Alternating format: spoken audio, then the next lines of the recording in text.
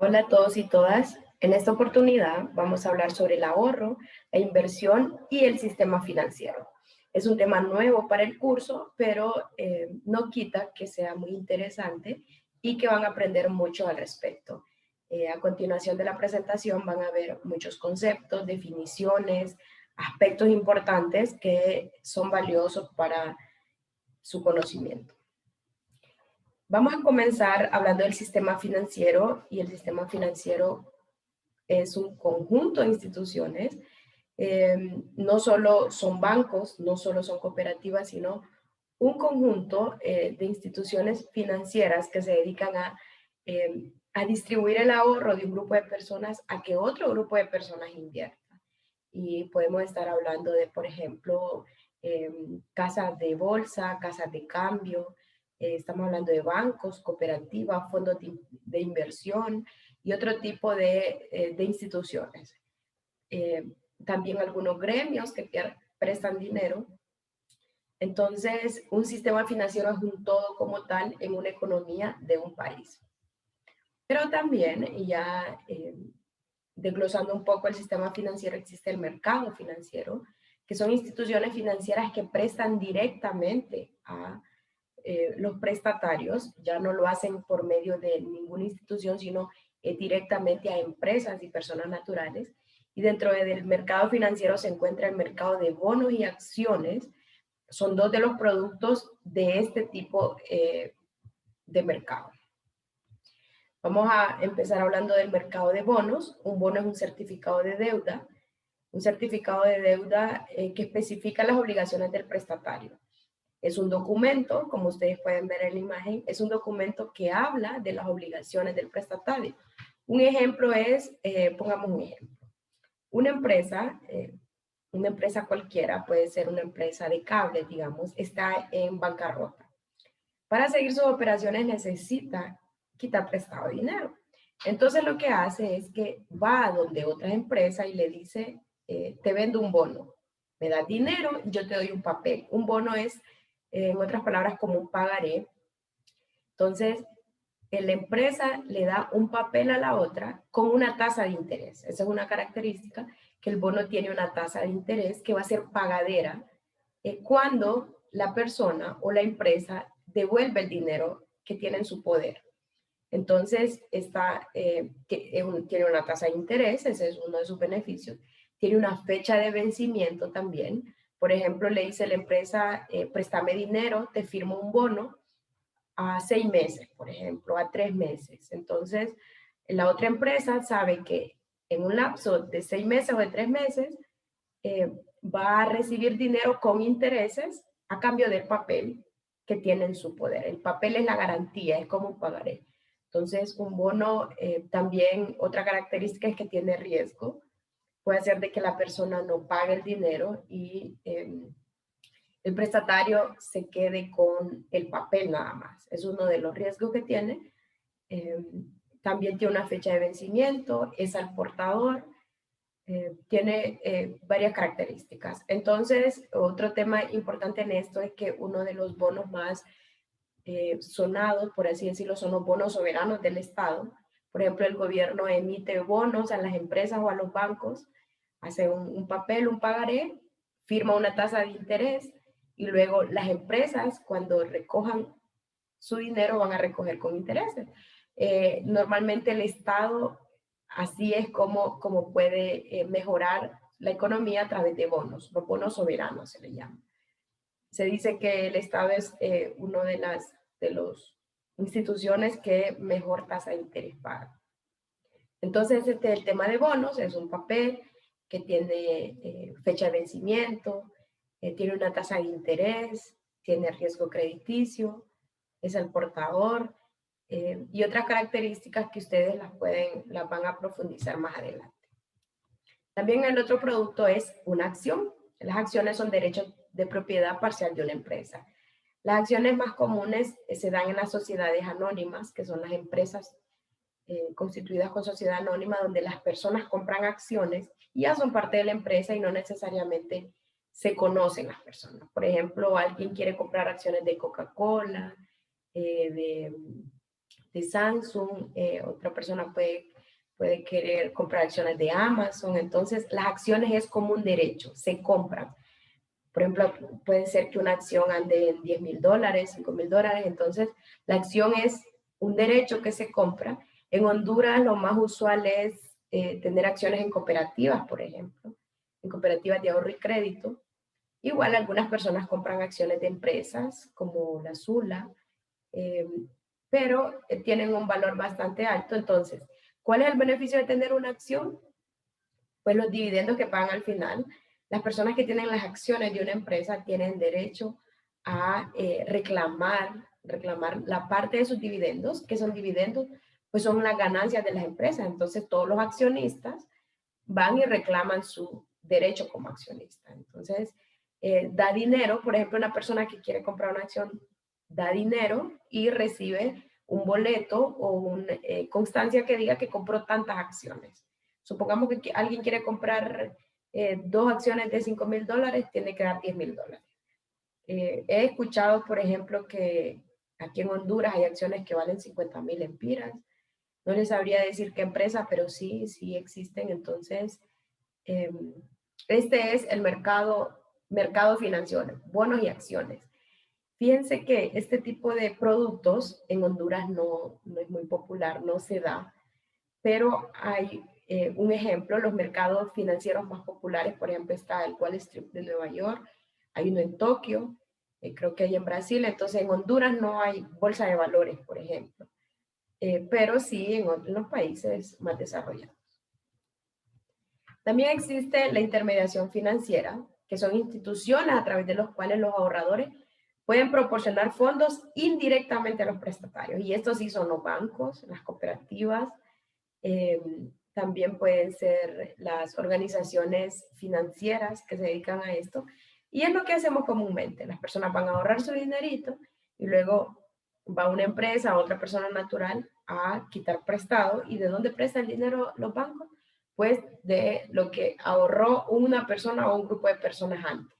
Entonces esto se llama intermediación. ¿Cuál es el beneficio de los bancos de las cooperativas? Pues una comisión. Ellos cobran una pequeña comisión aunque no se mire. Ese es el negocio de los bancos, prácticamente las comisiones que le cobran a los ahorradores y que le van a cobrar a los que van a quitar préstamo. Entonces, intermediación, por eso se dice intermedia, nada más sirven para tomar el dinero de los ahorradores y prestárselo a los que necesitan un crédito. Muy bien. Otro tema importante son los fondos de inversión, que está relacionado con el mercado financiero. Los fondos de inversión es una institución que compra y vende acciones y bonos, tiene un portafolio, por ejemplo. Un portafolio es un listado de todas las acciones que la empresa está vendiendo. Un ejemplo sería la bolsa de Nueva York o Wall Street, que por ejemplo la Coca-Cola, Amazon, Samsung, podríamos decir todas aquellas empresas grandes que venden acciones, le ponen un precio y esto fluctúa y por ejemplo hoy puede estar a $10,000 una acción, mañana puede estar a 20,000, en segundos puede cambiar. Entonces los fondos de inversión son esas instituciones que se dedican a acaparar estas acciones, a servir de intermediario. A las personas que se dedican a este trabajo se les llama corredores de bolsa. Son como vendedores que están vendiendo acciones, llamando a personas que compran acciones y también están llamando a las empresas que ponen a disposición las acciones para decirle de cuántas hay disponibles. Entonces, estos son los fondos de inversión. Son instituciones que colocan acciones de otras empresas. También son como intermediarios, solo que es con el tema de acciones y bonos. Muy bien.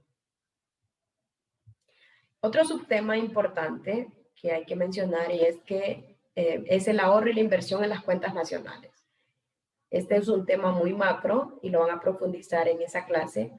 Y recuerden que la Y es ingreso y el ingreso está compuesto por consumo más inversión más gastos del gobierno más exportaciones netas en una economía abierta. Muy bien.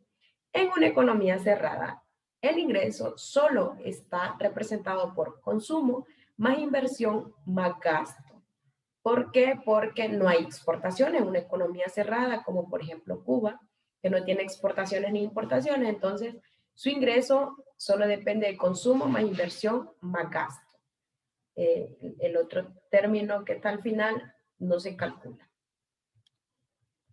Es importante que ustedes aprendan que van a despejar para obtener los elementos que compone el ingreso y, por ejemplo, para obtener inversión, ustedes podrían despejar que inversión es igual a ingreso menos consumo menos gasto y les queda inversión. Y haciendo el análisis, por ejemplo, si usted tiene ingreso y le resta el consumo y le resta el gasto, entonces va a tener solo inversión. Muy bien.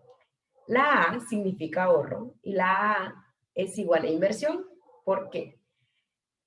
La teoría dice que si no se ahorra en una economía, no hay inversión. Recuerden que estamos hablando de términos nacionales. Si no se ahorra, no hay inversión, entonces lo mismo que se ahorra es lo mismo que se invierte. Entonces, ahorro es igual a inversión. Muy bien. También ahorro es igual a ingreso menos consumo menos gasto. ¿Por qué sucede esto? Porque ¿qué es lo que se ahorra? Bueno, si a los ingresos le restamos el consumo y los gastos, lo que nos queda va a ser el ahorro. Entonces, el ahorro es la resta de estos tres elementos. Existe ahorro privado y ahorro público. El ahorro privado es ingreso menos impuesto menos consumo. ¿Por qué decimos privado? Estamos hablando de las empresas, las familias. Entonces, las empresas de sus ingresos consumen y también pagan impuestos. La T es impuesto.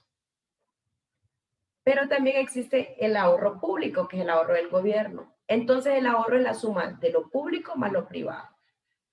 El ahorro público es impuesto, los impuestos que recauda el gobierno es algo positivo para ellos, pero le restan los gastos que tiene el gobierno, gastos en ambulancia, en hospitales, en educación, en salud, en papelería, en pago de empleados públicos. Entonces, a los impuestos se le restan los gastos que tiene el gobierno y ahí es el ahorro. Entonces, el ahorro va a ser la suma de ahorro privado más ahorro público, pero primero desglosamos cada uno. Ahorro privado va a ser, al ingreso le restamos los impuestos menos consumo y al Estado le restamos a los impuestos el gasto que tiene.